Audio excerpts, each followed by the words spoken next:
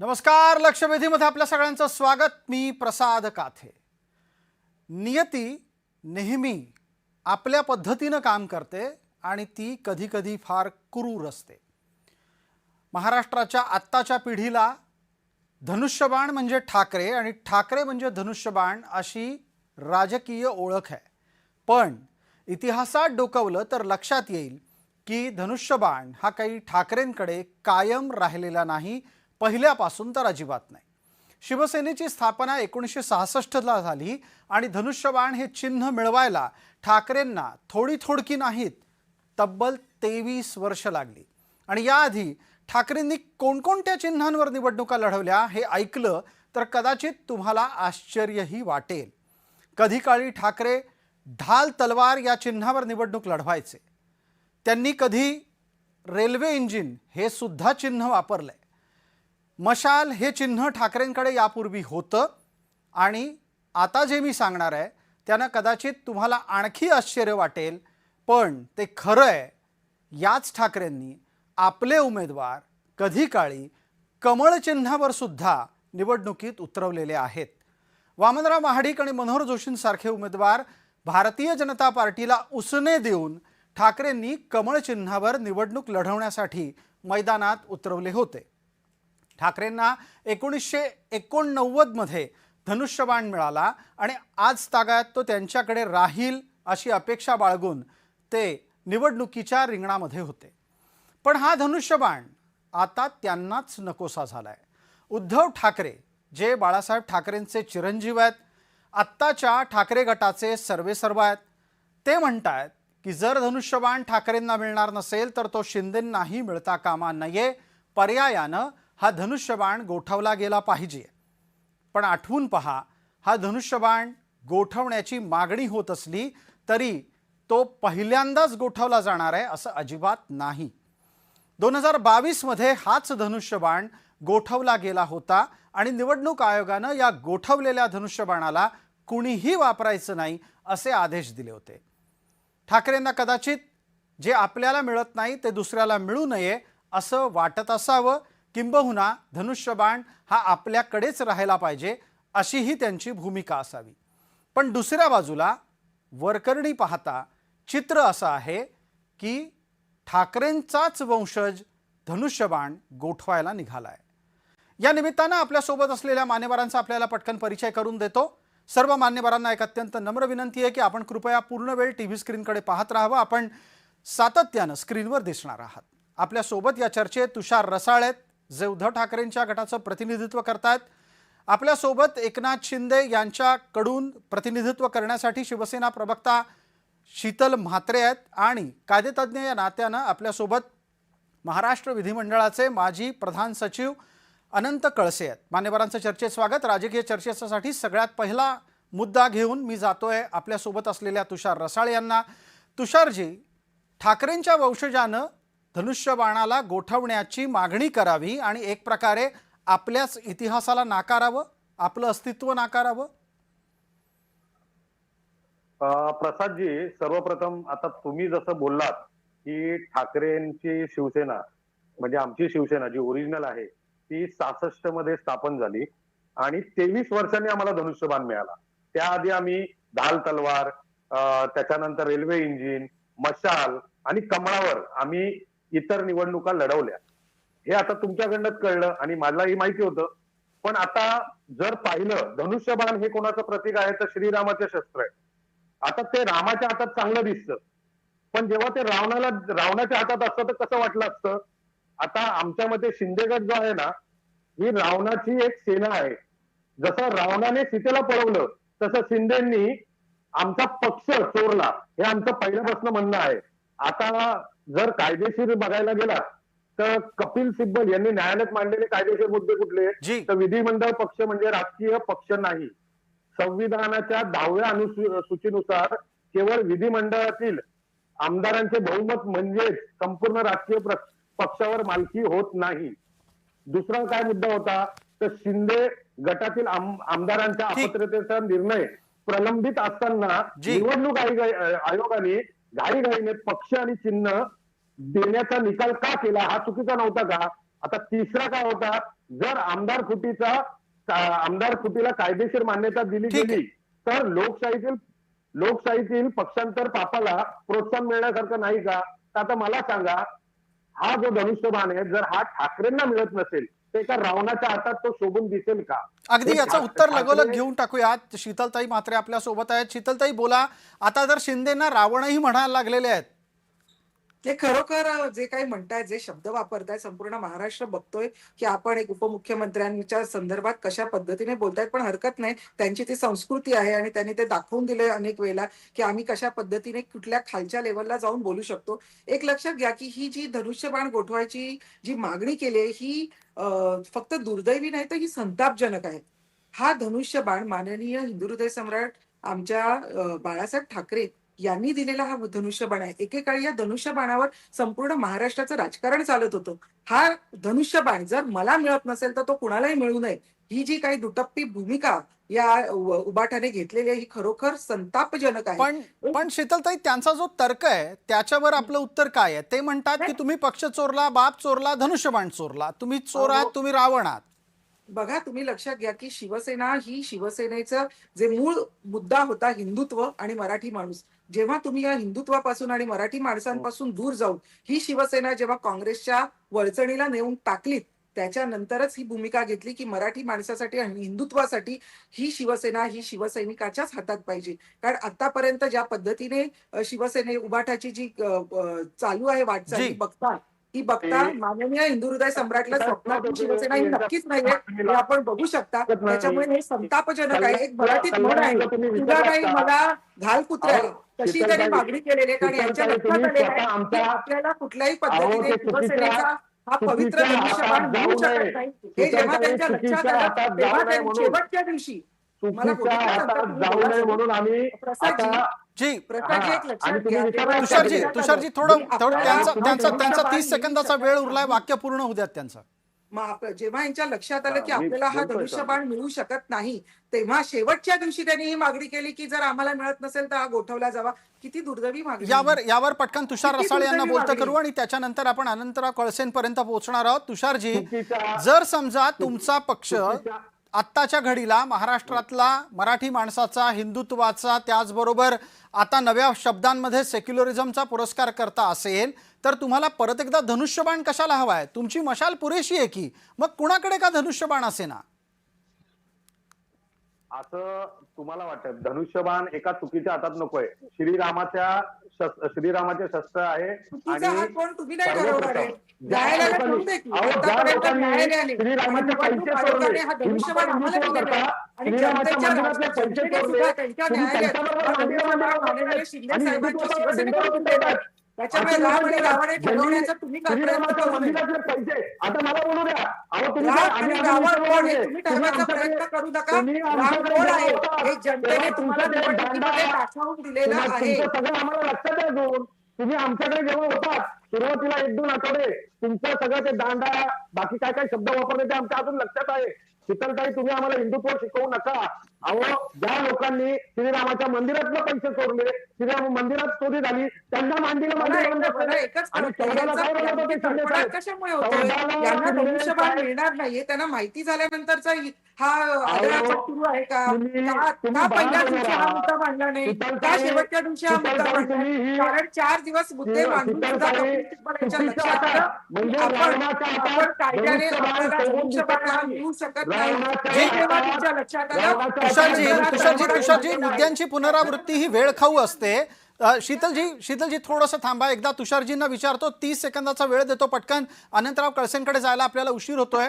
मला तुषारजी एक सांगा, आत्ता तुम्ही जे काही तर्क देतात ते परत कृपया मांडू नका. आत्ता तुमच्याकडे मशाल आहे, मशाल घेऊन महाराष्ट्रात जा, धनुष्यबाणाला विसरून जा. कारण तसंही पाहायला गेलं तर धनुष्यबाण आता परत आला तर लोकांमध्ये कन्फ्युजन हेच राहणार ना की ठाकरेंना मत द्यायचं तर धनुष्यबाण दाबायचा का मशाल दाबायची? प्रसादजी, सर्वप्रथम धनुष्यबाण आणि शिवसेना हे नाव एकनाथ शिंदे गटाला जे दिलं गेलं ते चुकीचं होतं. आता जे चुकीचं आहे ते कंटिन्यू करणं टिप्पणी निवडणूक आयोगाने काय केलंय आणि न्यायालयाने काय करायचं? निवडणूक आयोगाने सांगितलं काय आहे जर अहो, तुमच्याकडून तुम्हीच ठरवलं असेल तर तुम्ही अहो, कशासाठी ठीक शीतल आहे. न्यायालयात मात्र ताई, हे तुम्ही- चुकीचं आहे. तुम्हाला शीतलजी नवीन चिन्ह- शीतलजी त्यांना बोलू द्या. बराच वेळ झाला ते नवीन प्रयत्न करतायत त्यांचा मुद्दा मांडण्याचा. जी तुषारजी नवीन- बोला पटकन. नवीन चिन्ह माझं एकच मध्ये शिवसेना नाव आणि धनुष्यबाण हे कोणाचं होतं तर ठाकरे म्हणजे आमचं होतं स्वतःचं. हे शिवसेना यांनी ते प्रमुख ठरवलं. बाळासाहेब कोणाला ठाकरे पकडून ठेवलं? हिंदुत्वावर आता चालणाऱ्या हे शिवसेनेचं होतं. जी अहो, शिवसेना आता तुमच्याकडे अहो, राहिलेली त्यांचा नाही. फोटो जे ठेवला हिंदुत्व नका. तुमच्याकडे इथे राहिलेलं ठाण्यामध्ये नाही. ना जो किती मराठी माणूस कार्यक्रम तुमच्याकडे घेतले. राहिलेला नाही. धनंजय आनंद त्याच्यामुळे फोटो तुम्हाला आहे. धनुष्यबाण त्याच्यावरती असण्याचं तुम्ही काही हिंदू काय सम्राट नाही. बाळासाहेब ठाकरेंचा फोटो नाही. तुम्हाला मोदी आणि शहाचे फोटो लागतात आता. तुमच्याकडे तुम्ही अधिकारच मला नाहीये. तुम्ही उद्या काँग्रेसच्या उद्या वकिलीला जाऊन शिवसेना बांधली आहे. मला- स्वतः बाळासाहेब ठाकरे यांनी सांगितलं अहो. होतं जर माझी शिवसेना काँग्रेसमय झाली तर मी माझ्या शिवसेनेचा कुलूप लावेन हे त्यांनी सांगितलं अहो, होतं. काल- त्याच्यामुळे तुम्ही आता सांगू काल- नका तुमची शिवसेना काल राहिलेली आहे. हुसेन कुठे दलवाईंनी- मराठी माणूस काल तुमच्याकडे हुसेन कुठे दलवाईंनी हिंदू काय तुमच्याकडे सांगितलं? काय तुमचे बोलताय शिंदे तुम्ही साहेब- तुमचा तुमचे संबंध शिंदे नाहीये साहेब शिवसेनेशी काँग्रेसमध्ये तुम्ही तर जात होते. काँग्रेसमध्ये काल झालेले आहे. हुसेन दलवाई एक मिनिट एक मिनिट. मुद्दा भरकटायला लागलाय. एकनाथ शिंदे काँग्रेसमध्ये जाणार होते. या चर्चेला वेगळा वेळ वेगळी वेळ वेगळा दिवस निवडला जाईल. अनंतराव कळसेंपर्यंत पोहोचतो. अनंतराव आवाज येतोय माझा? आता धन्यवाद. इथे अत्यंत महत्व जी जी अत्यंत आता इथे जो महत्त्वाचा चिन्हाचा विषय- वाद काढलाय उकरून आणि ज्या पद्धतीनं कपिल सिब्बलांच्या मार्फत ठाकरेंनी न्यायालयात सांगितलं की त्यांना धनुष्यबाण मिळत नसेल तर तो शिंदेंनाही मिळता कामा नये. सर्वोच्च न्यायालयात अशा प्रकारचा मुद्दा मांडून हाती काही लागणार आहे का? नाही, हा काही वाद भारतीय संसदीय राजकारणाला नवीन नाहीये. जी आपल्याला आठवत असेल, कारण हा निवडणूक आयोगाला अधिकार आहे कोणतं चिन्ह, राष्ट्रीय पक्षाचे कोणते चिन्ह आहे, लोकल आपल्या राज्य लेवलच्या पक्षाचे कोणते चिन्ह द्यावे, जी. हा संपूर्ण अधिकार आयोगाला आहे. आणि निवडणूक चिन्ह गोठवण्याचा जे काही आहे आज मुद्दा, तो काही भारतीय संसदीय राजकारणाला नवीन नाहीये. आपल्याला काँग्रेसचं चिन्ह बैल हे आठवत असेल, पूर्वी बैलजोडी होती काँग्रेसकडे. 1952चं इलेक्शन काँग्रेसने पंडित जवाहरलाल नेहरूच्या नेतृत्वाखाली बैलजोडी या चिन्हावर लढवलं होतं. आणि 52, 57, 71 पर्यंत ते काँग्रेसकडे चिन्ह होतं. त्यानंतर इंदिरा गांधी, कामराज यांच्यात वाद झाले आणि त्यानंतर बैलजोडी चिन्ह हे गोठवलं गेलं, निवडणूक आयोगाने गोठवलं. जी आणि काँग्रेसला माझ्या माहितीप्रमाणे पंजा मिळाला, इंदिरा गांधींना पंजा मिळाला. जी आणि जनता पार्टीला 67, आपण 71चं इलेक्शन आठवा, गरिबी हटावचं इलेक्शन होतं, फार महत्वाचं इलेक्शन होतं. आणि इंदिरा गांधी प्रचंड बहुमताने या परत सत्तेत आल्या होत्या. जी आणि जनता पार्टीला त्या काळात जे पक्ष होता त्यांना काहीतरी नांगरधारी शेतकरी मिळाला होता. जी ते अगदी सुद्धा एक तपशील चिन्ह- आणखीन एक इंटरेस्टिंग सांगता येईल भारतातल्या राजकारणातला. अनंतराव आपल्यालाही आठवत असेल अगदी सुरुवातीला गाय वासरू चिन्ह असायचं आणि गाय वासरू काँग्रेसला नका विसरू अशी त्यावेळेची घोषणा असायची.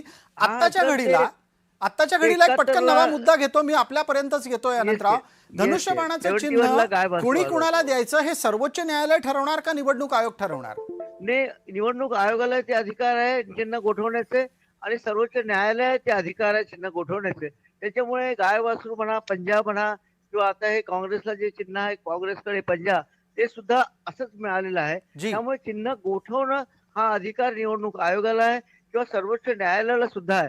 त्यामुळे कुणालाच नको बाबा चिन्ह आणि नवीन चिन्ह आम्हाला द्यावं अशी ती मागणी न्यायालयात केली गेली आहे. आणि सर्वोच्च न्यायालय याच्यामध्ये सांगोपांग सगळ्या बाबींचा विचार करून आर्ग्युमेंट वगैरे विचारात घेऊन हा जी निर्णय एक घेतील. एक तांत्रिक असं मुद्दा मला अजून एक घेऊयात संदेश या चर्चेमध्ये. आपण विश्लेषक या नात्यानं आहात आणि कायदेशीर बाबी समजावून देऊ पाहत आहात. चिन्ह देण्याच्यासाठी एखाद्या गटाला, एखाद्या पक्षाला जर स्थिर चिन्ह द्यायचं असेल तर निकष काय असतात आणि कोणत्या कारणानं चिन्ह सातत्यानं बदलत जातात? आपण मनसेबाबत हे पाहिलेलं आहे. मनसेला अनेक चिन्ह सुरुवातीच्या काळात मिळाली. आत्ता त्यांचं कुठं रेल्वे इंजिन स्थिर होताना दिसतंय. तर चिन्ह स्थिर कशी होतात, चिन्ह बदलली का जातात? नाही, रिप्रेझेंटेशन ऑफ पीपल ऍक्ट आहे, त्यामध्ये निवडणूक आयोगाला चिन्ह कशी द्यावी आणि तो मान्यताप्राप्त पक्ष कसा व्हावा या संदर्भातले पॅरा 8 मध्ये संपूर्ण अधिकार आहे. त्याला एक काही पर्सेंटेज कोटा असं मतदान व्हावं लागतं. एकूण व्हॅलिड मताच्या 2% काहीतरी माझ्या माहिती, इफ आय एम करेक्ट, एवढं जी. मतदान जर त्यांना मिळालं तर त्यांना राज्य मान्यताप्राप्त, राष्ट्रीय मान्यताप्राप्त पक्ष असं त्याला दर्जा दिला जातो. जसं बीजेपी हा राष्ट्रीय मान्यताप्राप्त पक्ष आहे. किंवा प्रत्येक राज्यामध्ये त्यांचे काही खासदार, काही पर्सेंटेज ते निवडून आले पाहिजे. जी. जे जर क्रायटेरिया तो त्यांनी पूर्ण केला रिप्रेझेंटेशन ऑफ पीपल ऍक्ट प्रमाणे, तर त्या क्रायटेरियाचा प्रमाणे निवडणूक आयोग मग राष्ट्रीय मान्यताप्राप्त पक्ष, राज्य मान्यताप्राप्त पक्ष अशी कॅटेगरी आहे आणि त्या कॅटेगरी प्रमाणे निवडणूक आयोग संपूर्ण निकषाचा वापर करून ठीक आहे. ते त्याला पक्ष मिळतं आणि ते चिन्ह मग त्यांच्यासाठी राखीव असतं. आता कमळ जे चिन्ह आहे जी. ते इतर कोणीही घेऊ शकणार नाही.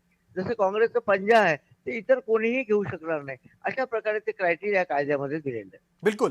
चर्चेसाठी आता म्हणत आपण आपल्या सोबत असलेल्या राजकीय प्रवक्त्यांकडे वळतो आहोत. मला विचारायचं आहे पटकन शीतलताई आपल्याला, की धनुष्यबाण सोडल्याने तुमचं नुकसान होणार आहे का, किंवा तुम्हाला इतर कुठलं चिन्ह घेऊन पुढे जायला अडचणी आहेत का, समजा उद्या गोठवलं गेलं तर? धनुष्यबाण सोडण्याचा विषयच येत नाही प्रसादजी, कारण शिवसेना आणि धनुष्यबाण यांचं नातं हे अतूट आहे.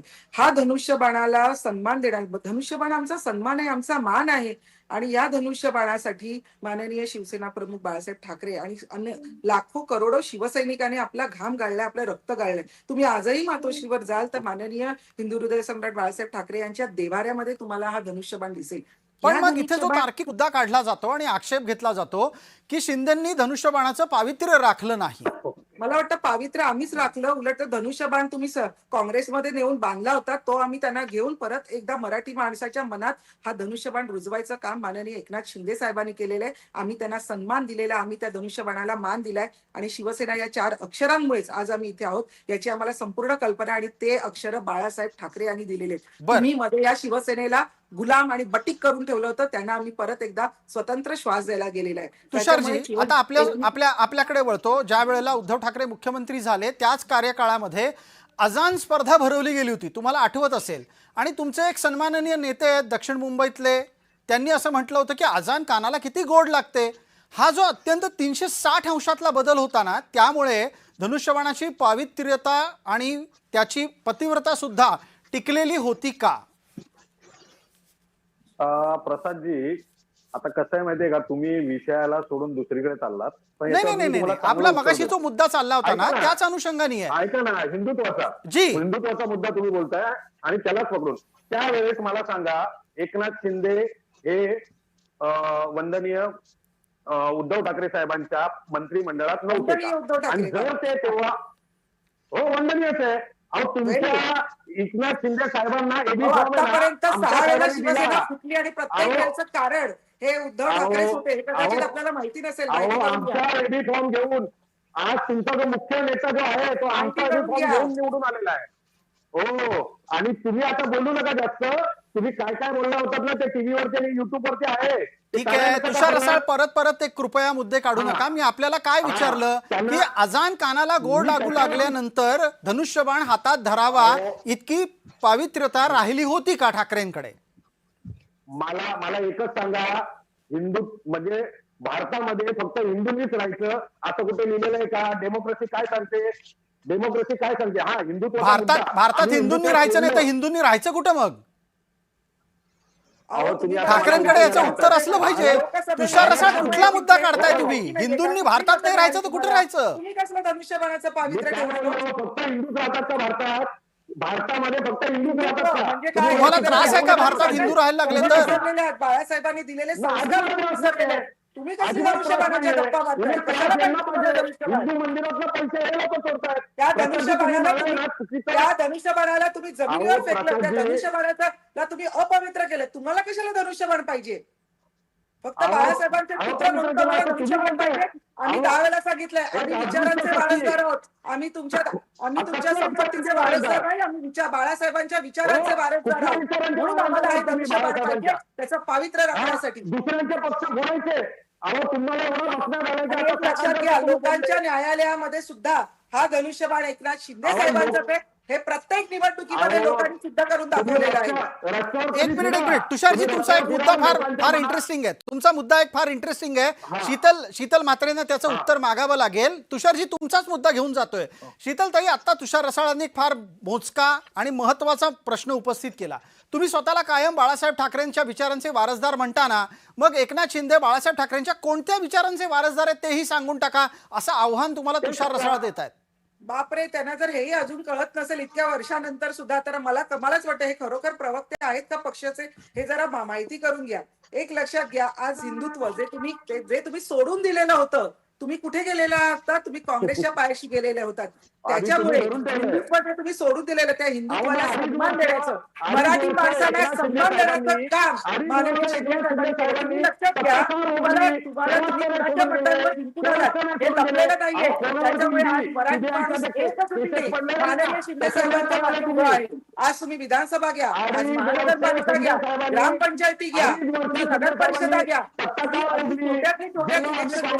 ठीक आहे, एक मुद्दा पटकन घेतो. मला अनंतरावांनाही बोलतं करायचंय. आपल्या चर्चेत एक कायदे तज्ज्ञ आहेत, याचं भान ठेवा. राजकीय प्रवक्त्यांना एक नम्र विनंती, आपण कमी शब्दात मोजका मुद्दा मांडायला शिकलं पाहिजे. मला मला मला मला एक मिनिट तुषार रसाळ आपल्याला थांबवतो. शीतल म्हात्रेंना पुढचा एक प्रश्न असेल माझा.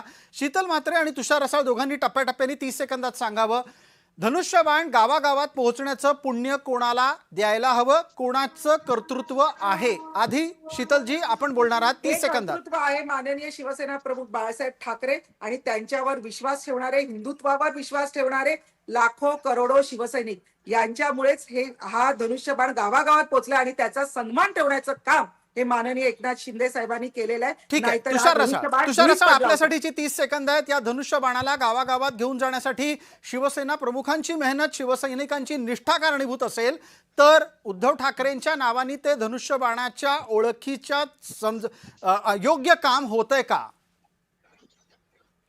म्हणजे कळालं नाही मला तुमचा प्रश्न. धनुष्यबाण हा उद्धव ठाकरेंच्याकडे आहे असं समजून तेवढं सक्षम काम होतंय का? 200% होत होतं, म्हणून तर एकनाथ शिंदे साहेब आमच्याकडे होते तेव्हा. जर आधी काम होत नसतं तर एकनाथ शिंदेनी सोडून 2000 जसं मगाशी मी बोललो की काँग्रेसमध्येच जाणार होते. काम होत होतं म्हणून तर होते एकनाथ शिंदे आमच्याकडे. ठीक आहे, आज ज्या पद्धतीने गेले 4 वर्ष एकनाथ शिंदे साहेब गावागावामध्ये धनुष्यबाण आणि शिवसेना ही 4 अक्षरं घेऊन जात आहेत. मला वाटतं आणि तुम्ही लक्षात घ्या आणि तुम्ही काय केलं गेल्या कित्येक वर्षात याची माहिती घ्या. याच्याबद्दल तुम्ही सांगण्याची गरज नाहीये. याच्याबद्दल तुम्ही सांगण्याची गरज नाही. आजही धनुष्यबाण हा देवाऱ्यात ठेवून आम्ही पुजतो. आजही माननीय मातोश्रीवर धनुष्यबाण हा माननीय शिवसेना देवाऱ्यात आहे. जाऊन बघा जर तुम्ही आतापर्यंत बघितलं नसेल. आणि कोणी धनुष्यबाण शिंदे साहेबांनी दिलेलं हेही तुम्ही लक्षात ठेवा. तर तुम्ही पूर्ण नसता तो. ठीक आहे, तुषार रसाळ आणि शीतलताई थोडंसं थांबा. अनंतरावांना बोलतं करूयात. अनंतराव कळसे, 2026 मध्ये आपण चिन्हाची चर्चा करतो आहोत. चिन्हाची चर्चा करत असताना भारतीय जनमानसातला मतदार किती प्रगल्भ झाला हे लक्षात घ्यायला हवं. भारतीय मतदार सुशिक्षित सुद्धा झालेला आहे. त्याला खरंच चिन्हांची गरज आहे का? तो चिन्ह पाहून मतदान करतो का? आणि तो चिन्ह नसेल तर कसा मतदान करेल? आपण विश्लेषक म्हणून सांगा. आपल्यासाठी मी पूर्ण 90 सेकंद देतोय.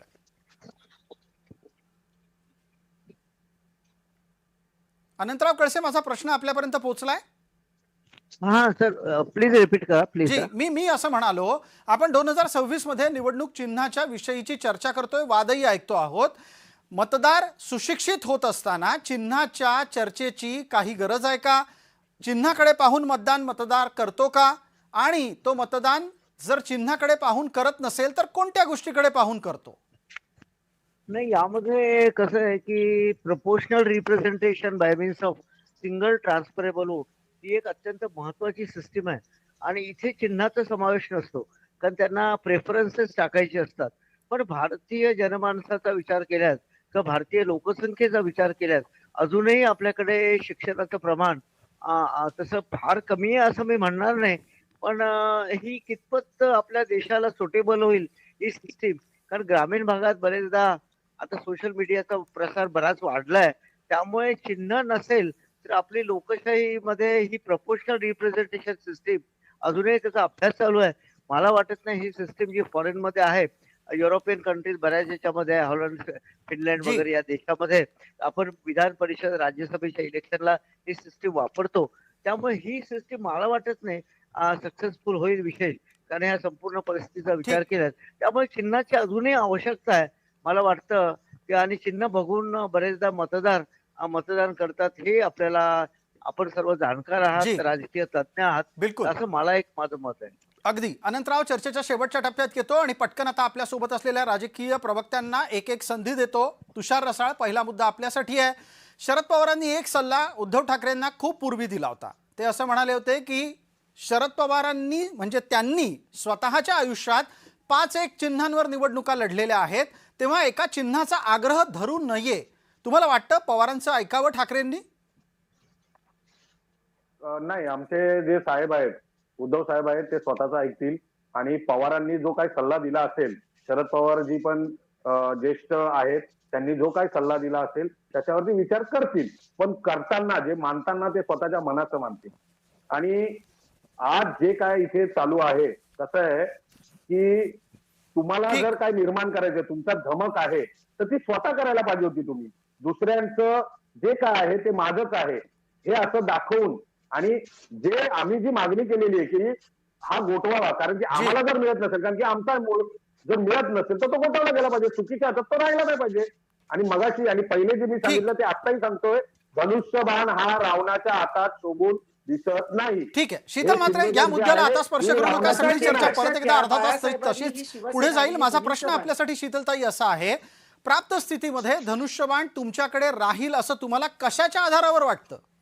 बघा, आम्ही जेव्हा पक्ष जेव्हा माननीय शिंदे साहेब त्याचे मुख्य नेते झाले, त्यामुळे त्याच्यानंतर ज्या ज्या गोष्टी आम्ही केलेल्या आहेत त्या प्रत्येक गोष्टी या कायद्याच्या चौकटीत राहून आणि संपूर्णपणे कायद्याच्या चौकटीत राहून आपण आणि संविधानाच्या चौकटीत राहून या सर्व गोष्टी केलेल्या आहेत. त्याच्यामुळे बाळासाहेबांचे विचार पुढे घेऊन जाण्याची हिंमत ही फक्त शिंदे साहेबांमध्येच आहे. ही संपूर्ण महाराष्ट्राला पटलेली आहे.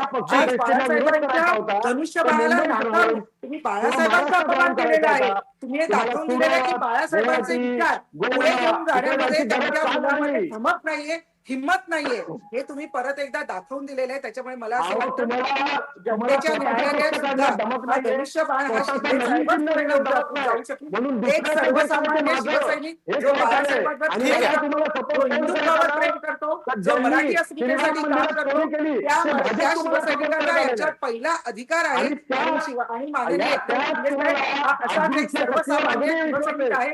म्हणून हा धनुष्यबाण माननीय शिंदे साहेबांकडेच राहिला पाहिजे. ठीक आहे. त्याचं पावित्र्य जपण्याचं काम हे फक्त शिंदे साहेबच करू शकतात. ठीक आहे, खूप खूप आभार आपल्या सर्व मान्यवरांचे. दोन राजकीय प्रवक्त्यांच्या सह विश्लेषक आणि अभ्यासक या नात्यानं अनंतराव कळसेही या चर्चेत सहभागी झाले होते, त्यांनाही धन्यवाद.